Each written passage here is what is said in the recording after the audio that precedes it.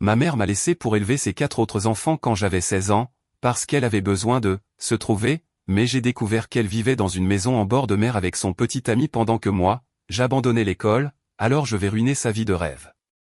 J'ai 23 ans maintenant. Quand j'avais 16 ans, maman m'a assise pour une conversation. Lily, tu es si mature pour ton âge. J'ai besoin de temps pour travailler sur moi-même, pour guérir. Tu comprends, n'est-ce pas? Je ne comprenais pas, mais j'ai hoché la tête. Les jumelles, Ella et Eva, avaient 8 ans. Jason en avait 6. Bébé Cathy avait 3 ans. Maman a dit qu'elle serait partie pour quelques semaines, peut-être un mois. Juste le temps de suivre une thérapie et de me remettre sur pied. Tu peux gérer les choses. Tu es de toute façon pratiquement leur deuxième mère. Elle a laissé $500 et a disparu. Un mois s'est transformé en 3, puis 6, puis des années. Elle envoyait de l'argent parfois. $200 par-ci, $300 par-là. Jamais assez, jamais à temps. J'ai abandonné ma deuxième année de lycée pour travailler à plein temps dans un entrepôt. J'ai dit à l'école que je suivais des cours à domicile. J'ai dit aux enfants que maman travaillait loin pour gagner de l'argent pour nous. Je me suis dit qu'elle reviendrait. Les jumelles avaient besoin de fournitures scolaires, d'uniformes, d'argent pour le déjeuner. Jason avait besoin d'une thérapie pour son anxiété qui a commencé quand maman est partie. Cathy avait besoin d'une garderie pendant que je travaillais. J'ai réussi à tout faire fonctionner. Des journées de 18 heures. Entrepôt de minuit à 8 heures. À la maison pour préparer les enfants. Les déposer. Supermarché de 9 heures à 17 heures. Les récupérer. Dîner. Devoir. Bain. Au lit. Recommencer. Maman appelait une fois par mois. Comment va tout le monde? Tu fais un travail incroyable, Lily. Je vais mieux. J'ai juste besoin de plus de temps. Elle pleurait à propos de son traumatisme, de son enfance brisée, de son besoin de guérir. Et j'écoutais pendant que Cathy pleurait en arrière-plan parce qu'elle avait de nouveau mouillé son lit. Quand j'ai eu 18 ans, j'ai demandé la tutelle légale. Maman a signé les papiers sans même les lire. Tout ce qui peut t'aider avec les trucs de l'école, a-t-elle dit au téléphone. Tu sais que je te fais entièrement confiance. Cette même semaine, Ella s'est cassé le bras à l'école. La facture de l'hôpital était de $3000. J'ai appelé maman en sanglotant. Je ne les ai pas. Je ne peux plus faire ça. Lily, arrête d'être égoïste. Je t'ai donné la vie. Le moins que tu puisses faire, c'est t'aider avec tes frères et sœurs pendant que je me rétablis. Certaines filles seraient reconnaissantes de cette responsabilité. Ça te rend si forte. J'ai fait des heures supplémentaires. J'ai vendu tout ce que nous avions de valeur. J'ai payé la facture. J'ai continué. 2 ans comme ça. Les jumelles étaient au collège. Jason avait 9 ans. Cathy en avait 6 et demandait toujours quand maman rentrerait à la maison. J'avais 19 ans et Jean paraissait 30. Puis le professeur de Jason a appelé. Nous faisons un projet d'arbre généalogique. Jason dit que sa mère vit en Californie. Il m'a montré une photo de son Instagram. Instagram. Maman avait Instagram. J'ai trouvé son profil ce soir-là. Public, 3000 publications. Ma mère, bronzée et rayonnante, faisant du yoga sur la plage. Dégustation de vin à Napa. Randonnée à Big Sur. Voile avec un certain Derek. Publié hier. Je vis ma meilleure vie à 38 ans. Enfin libre d'être moi-même. La localisation taguée indiquait Montrébé. Elle était à 3 heures de route tout ce temps. J'ai fait défiler en arrière. Les publications ont commencé une semaine après qu'elle nous ait quittés. Nouveau chapitre. Parfois, il faut se choisir soi-même. Méditation au coucher du soleil avec mon amour Derek Realtor. Construction de notre maison de rêve en bord de mer, tout arrive pour une raison. La maison de plage. Ils avaient acheté une maison de plage. Pendant que je volais du pain au travail pour nourrir ses enfants, elle achetait une propriété. J'ai trouvé le profil de Derek. Agent immobilier, prospère. Publier des photos de leur maison, de leur voiture, de leur voyage, de leur annonce de fiançailles du mois dernier. Elle a dit oui. J'ai hâte d'épouser cette femme incroyable qui a choisi l'amour avant tout. A choisi l'amour avant tout. Avant ses 5 enfants. J'ai continué à creuser. J'ai trouvé l'annonce de la maison. 800 000 $. Achetée il y a 2 ans, quand Cathy avait 4 ans. Quand je faisais 3 boulots, quand Jason avait des crises de panique, quand les jumelles demandaient pourquoi les autres enfants avaient leur mère à leur pièce de théâtre à l'école, elle avait de l'argent tout ce temps. Je me suis fait porter malade le lendemain, j'ai conduit jusqu'à Montreuil avec des captures d'écran imprimées, j'ai frappé à sa porte. Elle a répondu en tenue de sport de marque. Son visage est passé de la confusion à la panique.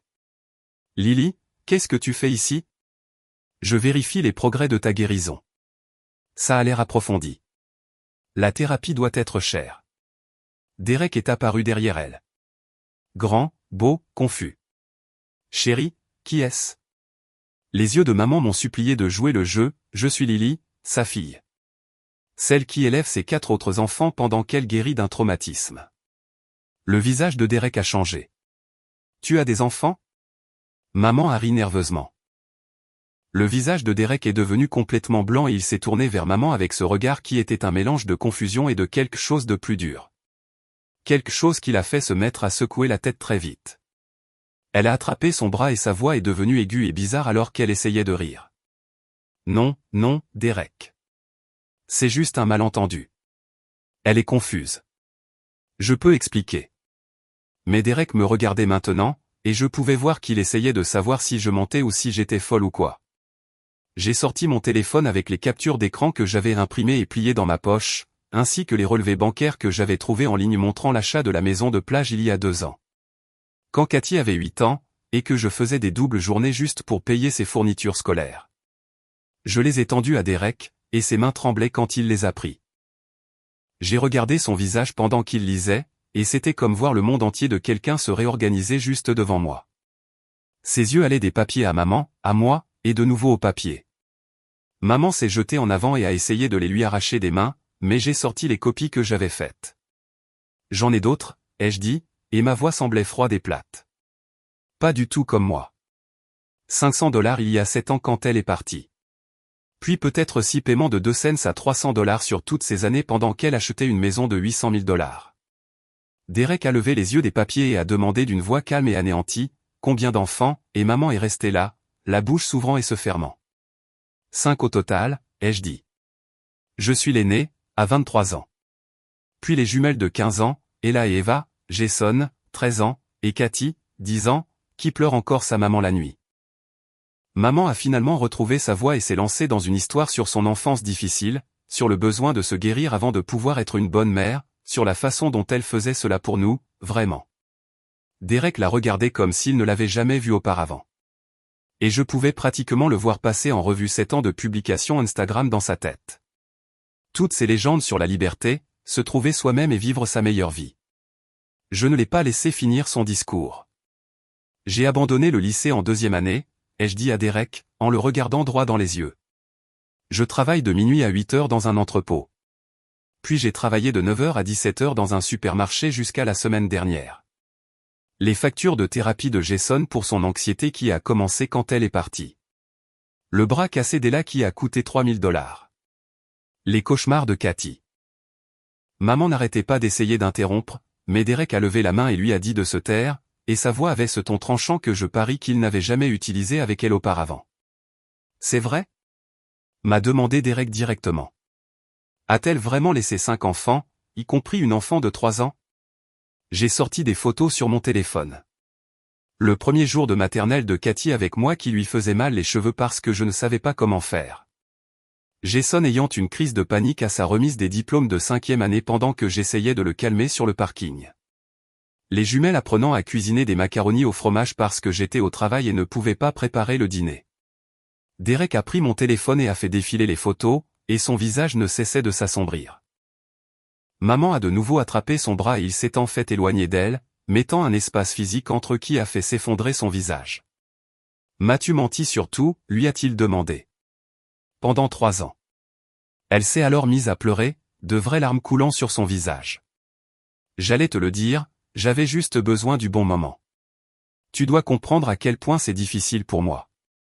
J'ai ressenti cette satisfaction méchante en regardant sa vie parfaite se fissurer devant moi. Mais ensuite, Derek s'est tourné vers moi et m'a demandé ce que je voulais de cette confrontation. La question m'a totalement prise au dépourvu parce que j'avais conduit jusqu'ici sur un coup de rage pur sans penser au-delà de simplement exposer ses mensonges à quelqu'un. Avant que je puisse trouver quoi dire, maman est passée en mode attaque. « Tu es égoïste et dramatique », m'a-t-elle dit, sa voix devenant tranchante. « Tu ramènes toujours tout à toi au lieu d'essayer de comprendre ce dont j'ai besoin. Je suis ta mère et tu me dois le respect. » Le visage de Derek s'est encore durci et il a dit « Ça suffit », en utilisant cette voix d'agent immobilier professionnel qui couvrait à peine sa colère. Je m'entends dire « Je veux qu'elle affronte ce qu'elle a fait. Qu'elle arrête de prétendre qu'elle est une sorte de femme courageuse qui se trouve elle-même alors qu'en réalité elle a juste abandonné 5 enfants pour poursuivre un fantasme de maison de plage. » Le visage de maman se transforme en quelque chose de laid et de tordu. Toute la fausse douceur a disparu en une seconde. Elle me traite de garce ingrate qui n'a jamais apprécié le sacrifice de m'avoir donné la vie, qui n'a jamais compris à quel point c'était difficile pour elle. Derek fait ce bruit comme s'il avait été frappé et dit à maman qu'elle doit quitter la pièce pour qu'il puisse réfléchir. Maman refuse et attrape son bras, disant que nous devons en parler ensemble, que je mens sur la moitié de l'histoire. Derek se dégage de son emprise et dit que si elle ne part pas, alors c'est lui qui partira. Il sort de sa propre porte d'entrée sans regarder en arrière, et j'entends sa voiture démarrer dans l'allée. Le bruit de son départ semble résonner dans l'immense maison vide. Je me tiens là, dans cette magnifique maison de plage avec ma mère qui me regarde maintenant avec une haine pure, son masque complètement tombé. Maman siffle que j'ai tout gâché. Que je suis juste comme mon père, qui était vindicatif et étroit d'esprit et ne pouvait pas comprendre les relations adultes complexes. Je ris littéralement à son visage parce qu'elle essaie encore de me manipuler, même maintenant. Essayant toujours de se faire passer pour la victime de ma cruauté au lieu de la femme qui a quitté ses enfants. Elle fait un pas vers moi et je reste sur mes positions même si mes jambes tremblent. Je lui dis que je ne partirai pas avant que nous ayons trouvé comment elle va réellement subvenir aux besoins de ses enfants, ce qu'elle a légalement abandonné mais dont elle n'a jamais pris la peine de renoncer à ses droits parentaux. Le visage de maman devient calculateur et elle demande ce que je veux dire par là. Et je peux voir son cerveau travailler même si elle n'a jamais fini ses études de droit. La vérité, c'est que je n'ai aucune idée de ce que je veux dire, car j'ai 23 ans, pas de diplôme de fin d'études secondaires et aucune connaissance juridique. Mais je ne la laisserai pas voir mon incertitude. Je lui dis que nous allons trouver un arrangement où je m'assurerai que tout le monde dans sa nouvelle vie sache exactement qui elle est vraiment. Maman essaie de bluffer et dit « Vas-y, dis-le à tout le monde. » Elle dira simplement « C'est une jeune femme perturbée avec des problèmes de limite qui ne peut pas lâcher prise. » Mais sa voix vacille parce qu'elle sait que Derek me croit déjà. Et s'il me croit, alors d'autres personnes le feront aussi. Je peux la voir faire le calcul dans sa tête sur le nombre de ses amis qui m'ont vu arriver, combien de voisins ont pu nous entendre crier. Je pars avant qu'elle ne puisse me voir trembler, avant que la chute d'adrénaline ne frappe et que je ne m'effondre devant elle. Mes mains tremblent tellement que j'ai à peine pu sortir mes clés de voiture de ma poche. Je m'assois dans ma voiture déglinguée dans leur quartier parfait avec ses maisons parfaites et ses pelouses parfaites et j'essaie de comprendre ce que diable je viens de faire et ce qui va se passer ensuite. D'autres voitures passent avec des gens qui vaquent à leurs occupations normales tandis que mon monde entier semble tourner. Derek appelle mon téléphone 1 heure plus tard alors que je suis à mi-chemin de la maison sur l'autoroute et il demande si nous pouvons nous rencontrer dans un endroit neutre pour parler. Sa voix semble épuisée et triste et je ressens cette étrange culpabilité d'avoir détruit son bonheur même s'il avait besoin de savoir la vérité. Je lui dis oui et nous nous mettons d'accord sur un café à mi-chemin entre Monterey et ma ville. Je passe le reste du trajet à essayer de comprendre ce qu'il veut, s'il va me crier dessus ou défendre maman ou quoi.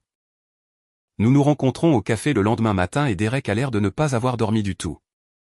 Ses yeux sont rouges et ses cheveux sont en désordre. Il me dit qu'il a mis fin aux fiançailles la nuit dernière après mon départ, qu'il ne peut pas épouser quelqu'un capable d'abandonner des enfants et de mentir à ce sujet pendant des années. Je ne sais pas quoi dire à cela. Alors je hoche simplement la tête et remue mon café que je ne peux pas me permettre, mais que j'ai acheté quand même parce que c'était bizarre de se rencontrer sans commander quelque chose. Derek pose des questions prudentes sur les enfants et notre situation, et je me retrouve à tout lui raconter parce qu'il écoute vraiment sans interrompre ni trouver d'excuses pour elle. Il est horrifié quand je lui parle des factures d'hôpital pour le bras cassé d'Ella et de la façon dont j'ai vendu tout ce que nous avions de valeur pour payer. Il n'arrête pas de secouer la tête quand j'explique que j'ai abandonné l'école et que je travaillais de minuit à 8 heures à l'entrepôt, puis de 9 heures à 17 heures au supermarché. je lui parle des factures de thérapie de Jason pour l'anxiété et de Cathy qui demande quand maman rentrera à la maison et des jumelles qui apprennent à cuisiner parce que j'étais toujours au travail. Le visage de Derek s'assombrit de plus en plus à mesure que je parle, et il ne cesse de dire qu'il n'en avait aucune idée. Que maman lui avait dit qu'elle n'avait pas de famille et qu'elle voulait une vie tranquille, sans enfants. Je ris, et ça sort amer et tranchant dans le café calme. Elle avait 5 enfants avant de décider qu'elle voulait une vie sans enfants. 5 êtres humains réels qu'elle a créés puis simplement abandonnés comme si nous étions un mauvais investissement. Derek ne sourit pas ou n'essaie pas de me faire me sentir mieux à propos de l'ironie. Il regarde simplement sa tasse de café et je peux le voir revoir mentalement chaque conversation qu'ils ont eue, chaque histoire que maman lui a racontée sur son passé. Il lève les yeux vers moi et ses yeux sont rouges sur les bords. Il me dit qu'il est agent immobilier, pas avocat, mais qu'il connaît des gens qui pourraient m'aider à trouver des options légales pour la pension alimentaire et les arriérés. J'étudie son visage en essayant de savoir si c'est la culpabilité qui parle ou s'il s'en soucie vraiment, parce que j'ai appris à ne pas faire confiance aux adultes qui font des promesses qu'ils ne tiendront peut-être pas. Il semble sincèrement bouleversé, cependant, comme si ce que maman a fait violait quelque chose de fondamental dans sa façon de voir le monde. Il sort son téléphone et commence à faire défiler ses contacts pendant que je suis assise là, ne sachant que dire. Une partie de moi veut lui dire d'oublier, que je n'ai pas besoin de son aide ou de sa pitié. Mais la partie plus intelligente c'est que j'ai besoin de toute l'aide que je peux obtenir. Il écrit un nom et un numéro sur une serviette en papier et la fait glisser sur la table. La serviette a une auréole de café et son écriture est désordonnée, mais je la plie soigneusement et la mets dans ma poche. Nous restons assis là pendant quelques minutes de plus dans un silence gêné avant qu'il ne paie nos 2 cafés et que nous sortions sur le parking. Le soleil est trop brillant après la pénombre du café et je dois plisser les yeux. Derek me demande si je suis en état de conduire et je hoche la tête même si je tremble. Il me touche brièvement l'épaule avant de monter dans sa voiture, et je le regarde s'éloigner avant de monter dans la mienne. Le trajet de retour dure une éternité, même si ce n'est que 2 heures. Mon cerveau ne s'arrête pas, rejoignant la conversation avec Derek et la confrontation avec maman et essayant de comprendre ce qui va se passer ensuite. Je vérifie mon téléphone au feu rouge pour voir si maman a appelé ou envoyé un texto, mais il n'y a rien. L'autoroute s'étend, grise et ennuyeuse, et je passe devant les mêmes fast-food et stations-service que je passe toujours. Ma voiture fait un bruit de cliquetis bizarre autour du kilomètre 47, mais je l'ignore car je n'ai pas les moyens de la faire réparer maintenant. J'arrive dans notre allée un peu après minuit et les lumières du salon sont toujours allumées. Les jumelles m'attendent même si elles ont école demain. Elles sont assises ensemble sur le canapé et leurs 2 visages se tournent vers moi quand j'entre. Ella se lève la première et me demande où j'étais et pourquoi j'ai l'air si dévasté. J'essaie de minimiser et de dire que je devais juste m'occuper de quelque chose, mais Ella me démasque immédiatement. Elle dit qu'elles ne sont plus des bébés et qu'elles méritent de savoir ce qui se passe. Eva me regarde avec des yeux inquiets et je peux voir qu'elle a pleuré. Je m'assois dans le fauteuil en face d'elle et prends une profonde inspiration. Je leur raconte une version simplifiée, que j'ai trouvé maman et que je l'ai confrontée à propos de l'argent et des mensonges. Eva se met à pleurer immédiatement, ses larmes silencieuses qui glissent sur son visage pendant qu'elle me regarde fixement. Elle apprend cette expression dure sur son visage qui la fait paraître plus âgée que 15 ans. Elle demande si maman va revenir maintenant et sa voix est plate et froide. Je dis, non, probablement pas, et elle a dit, bien. Parce qu'elle ne veut pas la voir de toute façon après ce qu'elle nous a fait. Eva émet un petit son comme si elle avait été frappée. Et je les regarde gérer l'abandon de manière complètement différente, là, sur notre vieux canapé. Ella est en colère et en a fini avec maman, prête à la rayer complètement de sa vie. Eva s'accroche encore à un fantasme de maman qui reviendrait, expliquerait tout et donnerait un sens à tout cela. Je ne sais pas quelle réaction est la plus saine ou s'il y a même une façon saine de gérer le fait que votre mère choisisse une maison de plage plutôt que vous. Eva demande si maman a dit quelque chose à leur sujet et je mens en disant oui, que maman a demandé comment tout le monde allait. C'est un petit mensonge mais Eva en a besoin alors je le lui donne. Jason apparaît dans le couloir en pyjama et je peux dire à son visage qu'il a écouté. Il sort en posant des questions de sa manière anxieuse, ayant besoin que chaque détail soit expliqué et rassuré plusieurs fois. Maman avait-elle l'air bien? Est-elle malade? C'est pour ça qu'elle est partie? A-t-elle assez d'argent maintenant? Va-t-elle revenir? Qu'a-t-elle dit exactement? Je réponds à chaque question aussi simplement que possible tout en regardant ses mains se tordre. Cathy est toujours endormie dans la chambre qu'elle partage avec Eva, et j'en suis reconnaissante car je n'ai aucune idée de comment expliquer tout cela à une enfant de 10 ans. Comment dire à un enfant que sa mère a choisi la dégustation de vin et le yoga sur la plage plutôt que... Jason demande si cela signifie que nous aurons plus d'argent maintenant et je dis peut-être. J'y travaille. Ella demande ce que cela signifie et je leur parle de Derek, du contact de l'avocat et de la possibilité d'obtenir une pension alimentaire. Le visage d'Ella passe de la colère à l'espoir et cela brise quelque chose en moi de voir à quel point cette possibilité compte pour elle. Les jours suivants sont un flou de quarts de travail et de tentatives d'agir normalement pendant que mon cerveau tourne de rage et de confusion. Je fais mes tâches à l'entrepôt, scannant des boîtes et chargeant des palettes et essayant de ne pas penser aux publications Instagram de maman. Mes mains font le travail automatiquement pendant que mon esprit rejoue chaque conversation que nous avons eue au cours des 7 dernières années. Chaque fois qu'elle appelait en pleurant à propos de son traumatisme pendant que je volais littéralement de la nourriture pour nourrir ses enfants. Chaque fois qu'elle disait qu'elle avait besoin de plus de temps pendant qu'elle achetait des meubles pour sa maison de plage. La rage est assise dans ma poitrine comme quelque chose de solide et de lourd. Théo, mon superviseur d'entrepôt, remarque que je ne suis pas dans mon assiette lors de mon quart de travail du jeudi. Il me prend à part près du quai de chargement et me demande si tout va bien à la maison. Théo a été correct avec moi pendant 6 ans. Il n'a jamais demandé pourquoi j'ai commencé à travailler ici à 16 ans. Toujours flexible avec mon emploi du temps quand les enfants sont malades. Je craque et lui raconte toute l'histoire, là, entre des palettes d'électronique. Tout sort. La confrontation à la maison de plage, les mensonges de maman, la fin des fiançailles de Derek, les réactions des jumelles. Le visage de Théo passe de l'inquiétude à la fureur à mesure que je parle. Il dit, c'est dégueulasse. C'est vraiment dégueulasse. Et je peux voir qu'il le pense vraiment. Il me dit que sa sœur Alicia est parajuriste dans un cabinet de droit de la famille et propose de m'obtenir une consultation.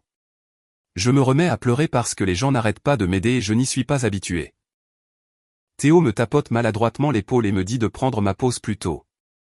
Alicia m'appelle ce soir-là pendant que je prépare le dîner. Sa voix est professionnelle mais chaleureuse et elle dit que Théo lui a parlé de ma situation. Elle pose quelques questions de base sur les enfants, les papiers de tutelle et les revenus de maman. Je réponds tout en remuant des pattes et en regardant Eva faire ses devoirs à la table de la cuisine. Alicia organise une rencontre avec sa patronne, Ivy Horn, pour la fin de la semaine. Je suis terrifié par ce qu'un avocat coûtera car je sais que mes cartes de crédit sont au maximum et que j'ai peut-être $200 d'économie.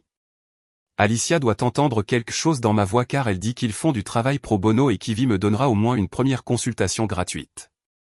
Je la remercie environ 5 fois avant de raccrocher. Eva demande qui c'était et je lui dis que c'était quelqu'un qui pourrait nous aider.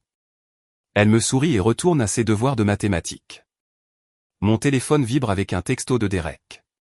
Il m'envoie le nom d'une avocate en droit de la famille qu'il connaît professionnellement, une certaine Cara Chen avec un bureau en ville. Je regarde le texto en essayant de comprendre son intention. Pourquoi m'aide-t-il? Est-ce la culpabilité ou se soucie-t-il vraiment de ce qui nous arrive? Je réponds par texto que j'ai une réunion prévue avec Ivy Horn et il répond immédiatement en disant « C'est bien. Elle a une solide réputation. » Je pose mon téléphone et finis de préparer le dîner. Ce sentiment étrange d'espoir se mêlant à la rage dans ma poitrine. 3 jours passent avant que mon téléphone ne s'allume avec le numéro de maman. Je fais la vaisselle après le dîner et je l'ignore presque, mais la curiosité l'emporte. Je me sèche les mains et réponds.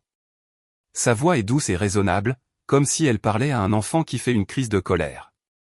Elle demande si nous pouvons parler comme des adultes pour trouver une solution qui convienne à tout le monde. Je peux entendre le contrôle prudent dans son ton. Le langage thérapeutique qu'elle a probablement pratiqué avec Derek avant que tout ne s'effondre. Elle dit qu'elle comprend que je suis contrarié, mais que nous devons avoir une vraie conversation sur ce qui est le mieux pour les enfants. Je serre le téléphone plus fort et lui dis que nous pouvons parler par l'intermédiaire d'avocats. Le jeu de la douceur s'arrête instantanément. Sa voix devient tranchante et elle dit que je suis ridicule et vindicative, qu'elle a fait de son mieux avec des ressources limitées et que je la punis d'avoir des besoins humains normaux d'espace et de croissance. Je ris parce que l'audace est presque drôle. Je lui demande sans détour à propos de la maison de $800 000. Elle essaie en fait de dire que c'était l'argent de Derek, pas le sien. Je lui dis que j'ai les registres de propriété montrant leurs 2 noms sur l'acte. Elle se tait pendant quelques secondes. Puis elle change complètement de tactique et se met à pleurer à propos de son enfance difficile, de la façon dont elle n'a jamais appris à être une bonne mère, de la façon dont elle se noyait et devait d'abord se sauver. Quelque chose en moi s'adoucit malgré tout, car elle est toujours ma mère et une partie de moi veut toujours qu'elle m'aime.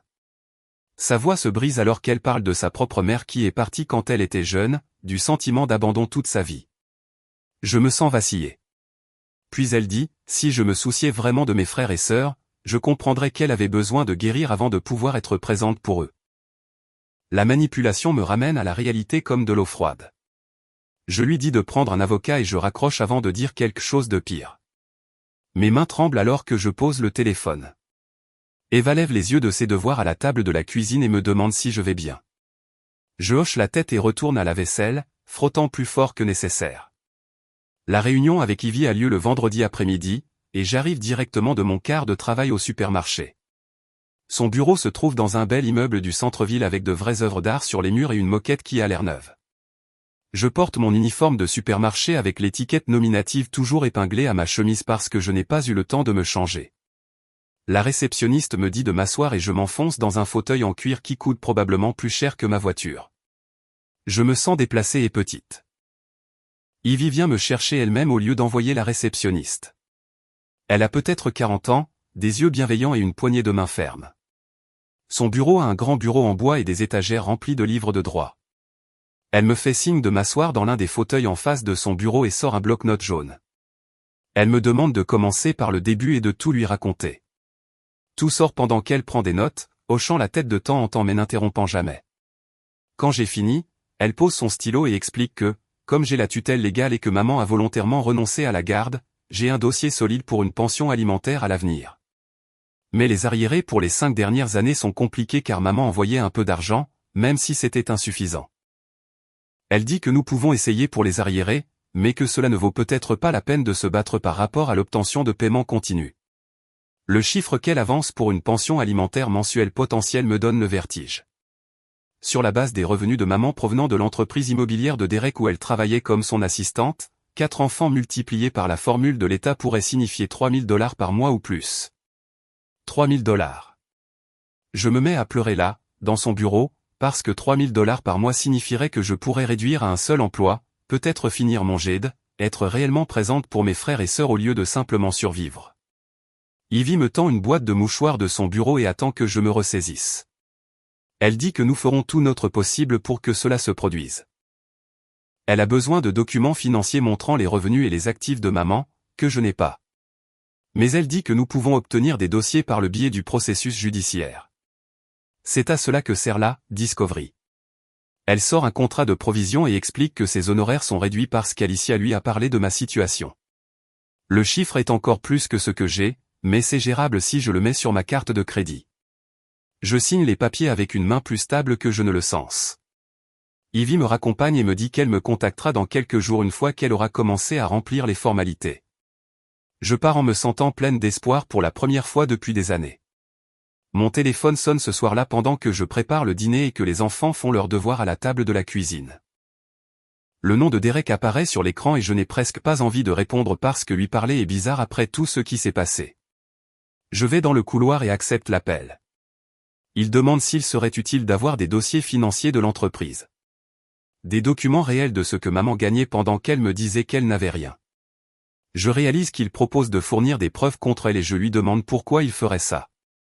Il dit que c'est la bonne chose à faire et qu'il se sent coupable de ne pas avoir remis en question son histoire plus tôt, de ne pas avoir vu les trous évidents dans ce qu'elle lui a raconté. Sa voix semble fatiguée et triste mais déterminée. Je lui dis oui, que cela aiderait beaucoup et nous nous mettons d'accord pour nous rencontrer le lendemain. Le café est le même que celui où nous nous sommes rencontrés auparavant, et Derek est déjà là quand j'arrive après mon quart de travail à l'entrepôt. Il porte un jean et une chemise à boutons au lieu de ses vêtements habituels d'agent immobilier, et il a l'air plus âgé, comme si les derniers jours l'avaient vieilli. Il fait glisser un dossier sur la table avant même que je ne m'assoie. À l'intérieur se trouvent des relevés financiers imprimés de son entreprise montrant le salaire et les primes de maman sur 3 ans. Je parcours les chiffres et mes mains se mettent à trembler. $70 000 par an. Elle gagnait $70 000 par an en tant qu'assistante tout en me disant qu'elle pouvait à peine se permettre d'envoyer $200 tous les quelques mois. Le calcul se fait automatiquement dans ma tête. $70 000 divisé par 12 mois, c'est presque $6 000 par mois. Elle aurait pu nous envoyer la moitié de son revenu et aurait encore eu largement de quoi vivre, mais au lieu de cela, elle a envoyé peut-être $2000 au total par an. La rage qui me frappe en regardant ces chiffres est presque physique, comme quelque chose de chaud et de tranchant dans ma poitrine qui rend la respiration difficile. Derek le voit sur mon visage car il tend la main sur la table comme s'il voulait toucher ma main, mais s'arrête. Il me dit qu'il est désolé, qu'il n'en avait aucune idée, que s'il avait su pour nous, il n'aurait jamais permis ces mensonges. Il dit qu'il a examiné chaque paiement qu'il lui a jamais fait, et qu'elle recevait des chèques de paie réguliers, des primes pour les grosses ventes, même une prime de Noël l'année dernière de $5000. $5000 pour Noël alors que je prenais des quarts supplémentaires pour acheter des cadeaux aux enfants. Je veux crier ou jeter quelque chose ou retourner à Montrer et lui montrer ses papiers en lui demandant d'expliquer comment elle avait besoin de guérir. Tellement qu'elle ne pouvait pas épargner une partie de cet argent pour ses propres enfants. Derek continue de s'excuser et je réalise qu'il est sincèrement bouleversé, que la découverte des mensonges de maman lui a fait du mal aussi, même s'il n'est pas celui qui en a souffert. Je veux détester Derek pour avoir fait partie de cela, pour être la raison pour laquelle maman avait une vie si facile et confortable pendant que nous luttions. Mais il essaie sincèrement d'aider maintenant et je suis trop épuisé pour maintenir ma colère contre tout le monde. Il ne savait pas que nous existions et dès qu'il l'a découvert, il l'a quittée et maintenant il me donne des munitions à utiliser contre elle au tribunal. Je prends les dossiers financiers et le remercie. Ma voix sort rauque parce que j'essaie de ne pas pleurer dans ce café. Derek demande s'il y a autre chose qu'il peut faire et je lui dis que c'est déjà plus que suffisant.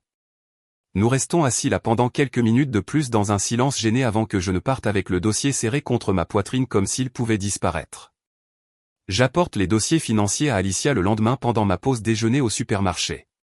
Le bureau de parajuriste où elle travaille est petit et exigu, avec des boîtes de dossiers empilées partout et une cafetière qui semble dater des années 90. Alicia a peut-être 30 ans, les cheveux attachés en une queue de cheval pratique, et elle me fait signe de m'asseoir dans le fauteuil en face de son bureau. Je lui tends le dossier et regarde ses yeux s'écarquiller alors qu'elle examine les chiffres. Elle tourne lentement les pages, son expression de plus en plus choquée. Elle me dit que c'est exactement ce dont ils ont besoin, qu'avoir 3 ans de revenus documentés rend le calcul de la pension alimentaire simple. Elle demande comment j'ai obtenu ces dossiers et j'explique à propos de Derek, comment il a quitté maman quand il a découvert notre existence. Alicia hoche la tête et dit que c'est bien, que sa coopération rendra tout plus facile. Elle fait des copies de tout et met les originaux dans un dossier à mon nom. Elle me dit qu'Ivy me contactera bientôt pour les prochaines étapes et que je devrais me préparer à ce que maman réagisse mal lorsqu'elle recevra les papiers. Ivy dépose la demande de pension alimentaire au tribunal de la famille 2 jours plus tard et maman doit être assignée. Cela se passe au bureau de Derek parce qu'elle y travaille encore techniquement même s'ils ne sont plus ensemble. Derek m'envoie un texto cet après-midi avec juste 3 mots. Elle a pété les plombs. Puis un message plus long expliquant que l'huissier est venu pendant les heures de bureau et a remis les papiers à maman devant des clients et d'autres agents. Elle a crié sur l'huissier puis sur Derek, les traitant tous les deux de traîtres et les accusant de conspirer contre elle. Elle a jeté les papiers par terre et a dû être escortée hors du bâtiment par la sécurité. Derek dit qu'elle n'arrête pas de faire exploser son téléphone depuis, mais il ne répond pas. Je ressens une satisfaction sauvage en lisant ces messages parce que maman fait enfin face aux conséquences et elle ne peut pas manipuler ou charmer pour se sortir des papiers légaux. Maman engage son propre avocat en moins d'une semaine. Un type qui commence immédiatement à envoyer des lettres agressives au bureau d'Ivy, affirmant que j'ai manipulé la tutelle et qu'elle est la véritable victime de ma campagne vindicative. Les lettres utilisent des mots comme coercition et influence indue et présentent maman comme une femme en difficulté qui a fait de son mieux pendant que je profitais de son état de vulnérabilité. Ivy répond avec des faits calmes et des documents financiers qui rendent les arguments de l'avocat de maman ridicules. Elle envoie des copies des publications Instagram montrant la vie de maman à la maison de plage, les dossiers financiers de Derek montrant son salaire, les papiers de tutelle que maman a signés sans même les lire. Les lettres de réponse d'Ivy sont professionnelles mais cinglantes, soulignant que maman a volontairement abandonné 5 enfants mineurs, y compris un enfant de 3 ans, et n'a pas fourni de soutien adéquat malgré des revenus importants. L'avocat de maman se tait pendant quelques jours après ça. Les professeurs des jumelles m'appellent pour une réunion parce qu'Ella s'est mal comportée en classe et Eva a pleuré dans les toilettes. Je dois prendre un congé du travail et me rendre à leur école en me sentant coupable parce que j'ai été tellement concentré sur les affaires juridiques que je n'ai pas prêté assez d'attention à la façon dont cela les affecte. Les professeurs sont 2 femmes qui ont l'air inquiètes mais pas critiques. Elles me disent qu'Ella s'est emportée contre un autre élève hier et qu'Eva a manqué des heures de cours parce qu'elle n'arrête pas de se contrarier. Je dois expliquer que nous traversons une situation familiale, que leur mère, qui est partie depuis des années, est soudainement de retour dans nos vies de manière négative. Les professeurs sont étonnamment solidaires et proposent des ressources de conseil par l'intermédiaire de l'école. Elles disent que les deux filles peuvent voir le conseiller scolaire pendant les heures d'études et qu'elles travailleront avec moi sur tous les devoirs qu'elles manquent.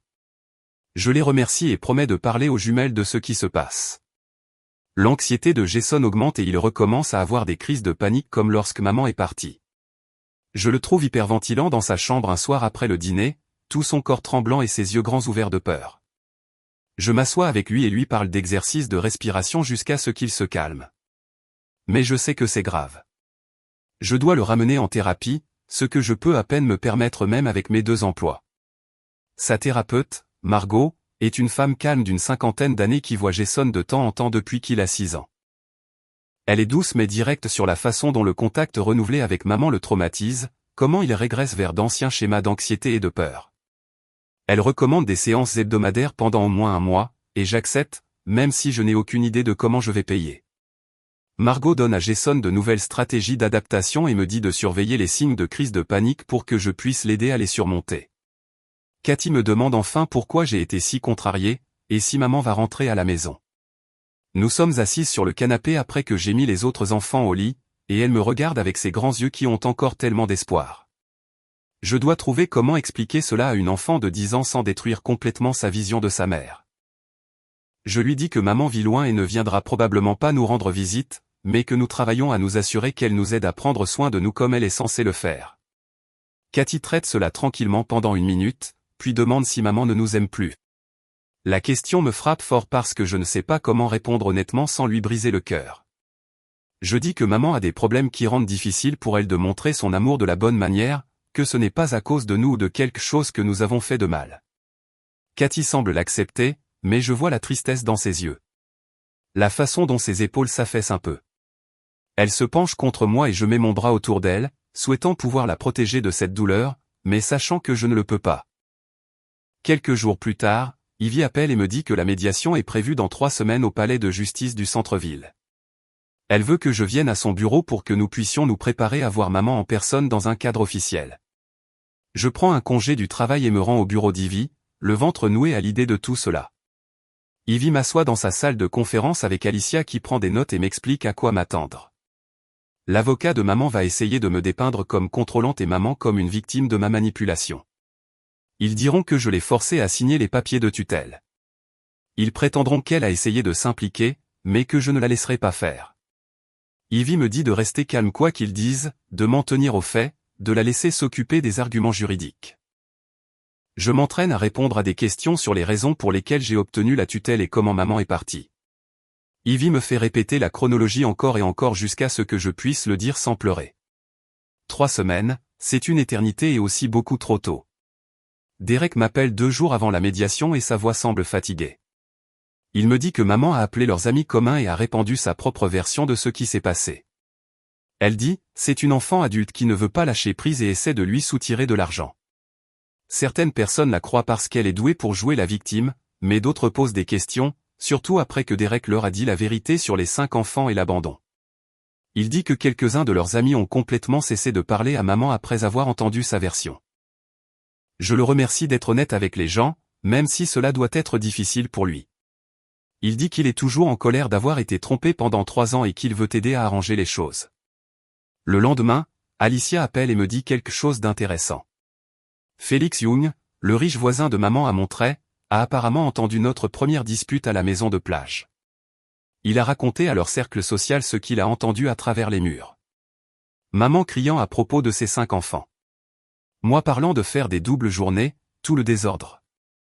La réputation de maman à Montréal prend de sérieux coups et elle en perd la tête. Alicia dit que maman a appelé et laissé des messages vocaux virulents sur le téléphone du bureau d'Ivy. Des menaces de poursuites judiciaires, des accusations de mensonges, des cris sur la façon dont je ruine sa vie. Ivy veut que je vienne les écouter. Je me rends au bureau d'Ivy et elle me fait écouter 4 messages vocaux que maman a laissés la semaine dernière. Le premier commence par un faux calme, mais on peut entendre la rage sous-jacente. Au 4e, elle crie que je suis une garce égoïste qui a toujours dû être le centre de l'attention. Elle dit que j'invente des histoires pour lui faire du mal. Elle m'insulte avec des noms que je ne répéterai pas. Ivy arrête la lecture et me dit que ces messages vocaux aident en fait beaucoup notre cas. Ils montrent le vrai caractère de maman et son absence totale de remords pour ce qu'elle a fait. Nous construisons un argument très solide selon lequel elle a l'argent nécessaire pour subvenir aux besoins de ses enfants et a délibérément évité ses responsabilités. Les messages vocaux prouvent qu'elle se soucie plus de sa réputation que de ses enfants. 2 jours avant la médiation, Oscar Peck appelle mon téléphone. Il se présente comme l'associé de Derek et dit qu'il veut offrir un témoignage de moralité sur les mensonges de maman et les dossiers financiers. Il a l'air très en colère au téléphone. Il me dit que maman a menti à tout le monde à leur bureau sur le fait d'être sans enfant. Elle a fait de Derek un complice de son abandon de 5 enfants sans même qu'il le sache. Oscar dit qu'il témoignera sur le salaire que maman gagnait et les primes qu'elle a reçues. Il confirmera qu'elle avait largement assez d'argent pour envoyer plus de soutien. Il est en colère qu'elle ait utilisé leur entreprise pour financer sa vie de plage pendant que ses enfants manquaient de tout. Je lui dis merci et donne ses coordonnées à Alicia. Le jour de la médiation arrive et je tremble en m'habillant avec mes meilleurs vêtements. Ma meilleure tenue est toujours manifestement bon marché par rapport à ce que maman portera. Un pantalon foncé de la friperie, une chemise simple que j'ai achetée en solde, des chaussures usées au talon. Je retrouve Ivy devant le palais de justice et nous entrons ensemble. Le bâtiment est vieux et sent le nettoyant pour sol et le stress. Maman est déjà là dans la salle d'attente avec son avocat. Elle porte une robe de marque et un maquillage parfait. Ses cheveux sont coiffés par un professionnel. Elle a l'air soignée et impeccable comme toujours sur ses photos Instagram. Son avocat est un homme dans un costume cher qui me regarde comme si j'étais de la saleté sur sa chaussure. Maman ne me regarde pas dans les yeux. Ivy me serre le bras et nous nous asseyons de l'autre côté de la salle d'attente. Un greffier nous appelle dans la salle de médiation après 20 minutes. La médiatrice est une femme à l'air fatiguée, probablement dans la cinquantaine, qui a clairement vu toutes sortes de désordres familiaux possibles. Elle a les cheveux gris courts et des lunettes de lecture sur une chaîne. Elle s'assoit en bout de table d'une longue table de conférence et nous dit à tous de nous asseoir. Elle explique le processus de médiation d'une voix plate comme si elle avait dit ces mêmes mots 1000 fois. Les 2 parties présenteront leur position. Elle posera des questions. Le but est de parvenir à un accord sans aller jusqu'à une audience complète au tribunal. L'avocat de maman intervient immédiatement avant même que la médiatrice ait fini de parler. Il se lance dans toute leur histoire sur la façon dont je suis vindicative et contrôlante. Il dit « Maman est une victime de ma manipulation ». Il prétend qu'elle a essayé de s'impliquer, mais que je ne permets aucun contact. Il fait croire que j'ai volé ses enfants et les forcé à signer des papiers qu'elle ne comprenait pas. Ivy attend qu'il ait complètement fini de parler, puis elle ouvre calmement son dossier. Elle présente les preuves financières fournies par Derek, montrant le salaire et les primes de maman sur 3 ans. Elle montre la chronologie de l'abandon commençant quand j'avais 16 ans et Cathy 3. Elle présente les papiers de tutelle légale que maman a signés sans même les lire. Elle montre des publications Instagram imprimées de maman à la maison de plage, aux dégustations de vin et aux sorties en voilier. Elle expose tout sur la table devant la médiatrice. L'expression de la médiatrice change à mesure qu'elle examine chaque document. Elle prend les publications Instagram et les étudie. Elle regarde les dossiers financiers montrant que maman gagnait 70 000 $ par an. Elle lit les papiers de tutelle avec la signature de maman. Son visage se durcit à chaque nouvelle preuve. Maman essaie de se lancer dans son histoire de traumatisme sur son enfance difficile et le besoin de se guérir. La médiatrice lève une main et la coupe au milieu de sa phrase. Elle pose à maman des questions directes d'une voix tranchante. Pourquoi n'avez-vous pas demandé de modification de la garde si vous vouliez vous impliquer? Pourquoi n'avez-vous pas payé une pension alimentaire adéquate si vous aviez des revenus? Pourquoi avez-vous signé des papiers de tutelle sans les lire? Maman bredouille des non-réponses qui n'ont pas de sens. Elle dit qu'elle allait payer plus, mais que les choses étaient compliquées. Elle dit qu'elle avait l'intention de lire les papiers, mais qu'elle me faisait confiance. Elle dit qu'elle avait besoin de temps pour guérir avant de pouvoir être une bonne mère.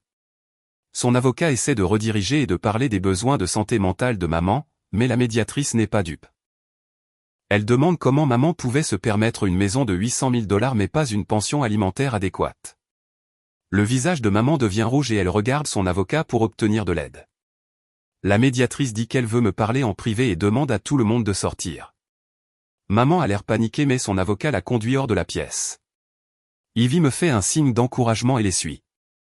La porte se ferme et il ne reste que moi et la médiatrice. Elle me demande de lui raconter avec mes propres mots ce qui s'est passé avec l'arrangement de la tutelle. Elle me demande si quelqu'un m'a forcé ou effrayé à prendre la garde. Je lui dis toute la vérité.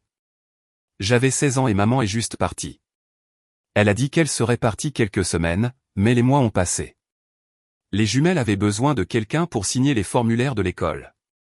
Jason avait besoin de thérapie. Cathy avait besoin d'une inscription à la garderie. Je ne savais pas quoi faire d'autre. J'avais peur que si j'appelais un service officiel, ils nous sépareraient en famille d'accueil. Alors, quand j'ai eu 18 ans, j'ai demandé la tutelle, et maman a signé les papiers par téléphone sans poser de questions. La médiatrice prend des notes pendant que je parle. Elle me demande si je voulais cette responsabilité, et je lui dis, non, je voulais finir le lycée et être une adolescente normale, mais j'aimais mes frères et sœurs et j'ai fait ce que je devais faire pour nous garder ensemble. La médiatrice rappelle tout le monde dans la pièce et nous reprenons nos places. Elle revoit ses notes pendant une minute avant de lever les yeux vers les deux parties. Elle dit que, sur la base de la documentation financière et du fait qu'il y a 4 enfants à charge, elle recommande une ordonnance de pension alimentaire de 3 200 $ par mois. L'avocat de maman s'y oppose immédiatement et dit que ce montant est beaucoup trop élevé pour le niveau de revenu de sa cliente. La médiatrice ne s'y même pas. Elle dit que le calcul suit exactement les directives de l'État de Californie et qu'elle a appliqué la formule correctement sur la base du salaire documenté de maman de 70 000 $ par an. L'avocat de maman essaie à nouveau, disant qu'il y a des circonstances atténuantes et que sa cliente a d'autres obligations financières. La médiatrice dit que la pension alimentaire a la priorité sur les autres dettes et obligations en vertu de la loi de l'État. J'ai à peine le souffle coupé parce que 3 200 $ par mois, c'est plus d'argent que je n'ai jamais imaginé avoir régulièrement. C'est plus que ce que je gagne à mes 2 emplois combinés. Le visage de maman devient rouge puis blanc et on dirait qu'elle veut retourner toute la table. Son avocat se penche près d'elle et lui murmure quelque chose pendant qu'elle secoue la tête vigoureusement.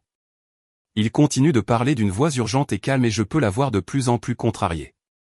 La médiatrice se racle la gorge et dit qu'elle recommande également des visites supervisées si maman veut établir un contact avec les plus jeunes enfants.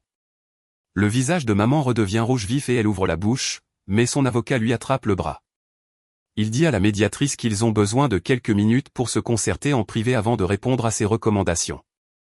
La médiatrice hoche la tête et dit « Nous prendrons une pause de 15 minutes ». Elle quitte la pièce la première, puis maman et son avocat sortent dans le couloir.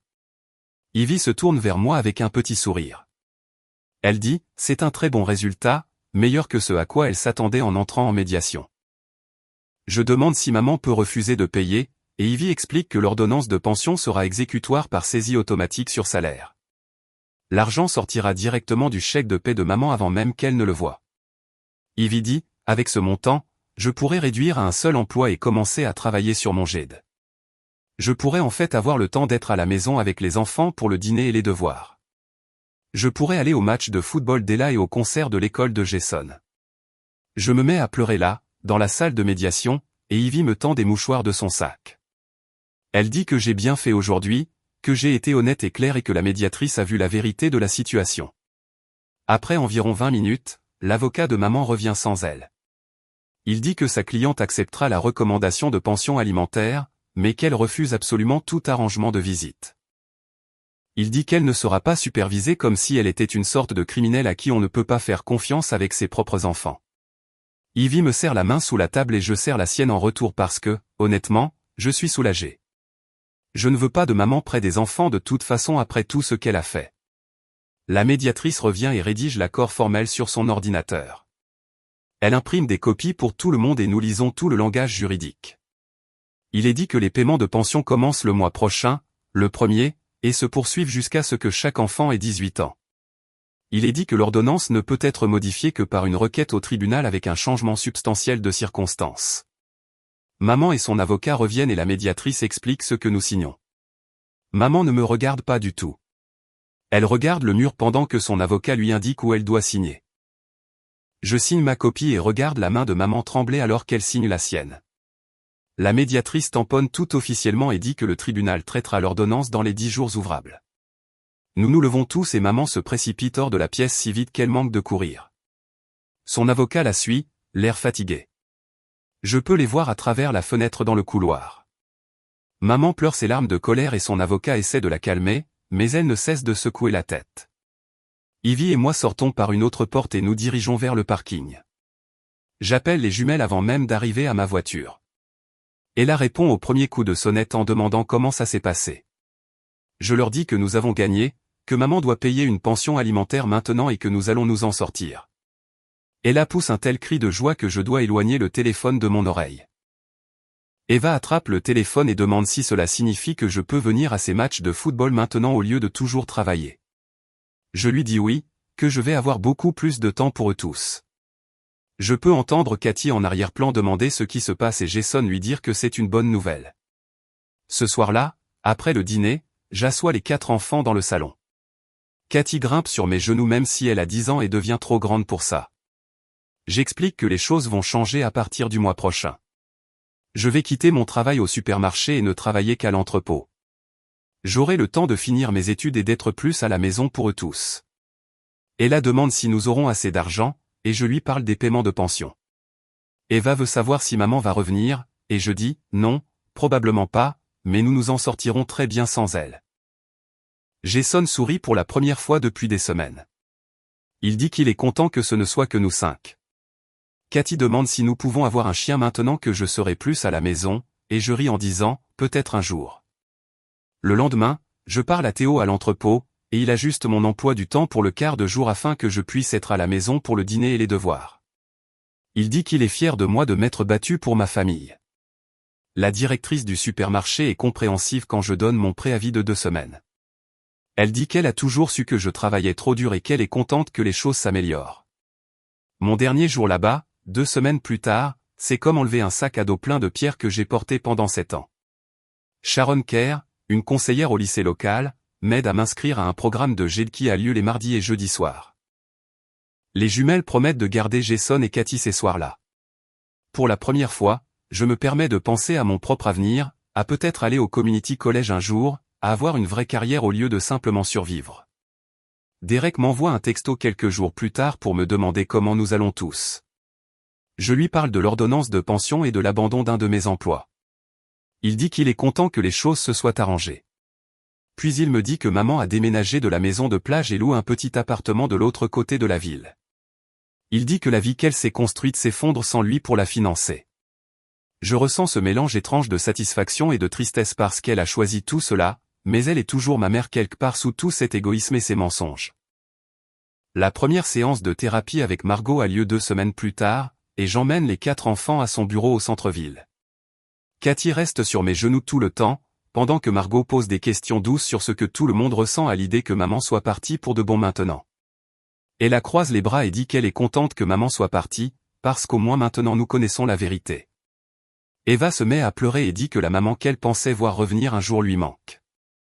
Jason se ronge l'ongle du pouce jusqu'à ce qu'il saigne et murmure qu'il a peur que je parte aussi. Margot lui lance ce regard bienveillant et me demande de promettre à voix haute que je reste. Alors, je le fais, et les épaules de Jason tombent d'environ 5 cm. Nous y allons toutes les semaines pendant 3 mois, et c'est difficile de voir les enfants travailler sur des choses dont je pensais les avoir protégés. La colère d'Ella sort lors des séances de thérapie où elle crie à propos de maman qui a choisi une maison de plage plutôt que nous. Eva traite son chagrin plus lentement, parlant de souvenirs qui ne sont peut-être même pas réels. L'anxiété de Jason s'améliore quand je commence à être à la maison pour le dîner tous les soirs au lieu de courir entre les emplois. Cathy dessine des images de notre famille qui n'incluent plus jamais maman. Juste nous 5 et parfois un chien qu'elle veut. Margot me dit en privé que j'ai fait un travail incroyable pour les garder ensemble, mais que je dois aussi me permettre d'être en colère contre ce que j'ai perdu. 6 mois après la confrontation à la maison de plage, je suis assise à mon 3e cours de GED, apprenant l'algèbre que j'aurais dû apprendre à 16 ans. Le quart de jour à l'entrepôt signifie que je travaille de 8h à 16h maintenant et que je suis à la maison quand les enfants rentrent de l'école. Je dors vraiment la nuit au lieu de faire des siestes de 3 heures entre les quarts de travail. Mon compte en banque montre le paiement de la pension de maman qui arrive automatiquement le 1er de chaque mois. 3200 $. Cela a tout changé. Les jumelles s'en sortent mieux à l'école maintenant que je peux les aider avec leurs devoirs. Le thérapeute de Jason dit que ces crises de panique sont beaucoup moins fréquentes. Cathy m'a demandé la semaine dernière si nous étions encore pauvres, et je lui ai dit que nous nous en sortions bien maintenant. Je suis toujours en colère d'avoir abandonné l'école à 16 ans et de m'être tué au travail pendant 7 ans pendant que maman postait des photos de coucher de soleil sur la plage. Je suis en colère de n'avoir jamais pu être jeune ou stupide ou insouciante comme les autres de mon âge. Mais je suis aussi fier que nous ayons survécu, que j'ai gardé mes frères et sœurs ensemble et en sécurité quand maman est partie. Elle n'appelle jamais. Et honnêtement, c'est très bien comme ça, car nous allons enfin bien sans elle. Nous avons construit quelque chose de mieux que ce qu'elle a laissé derrière elle.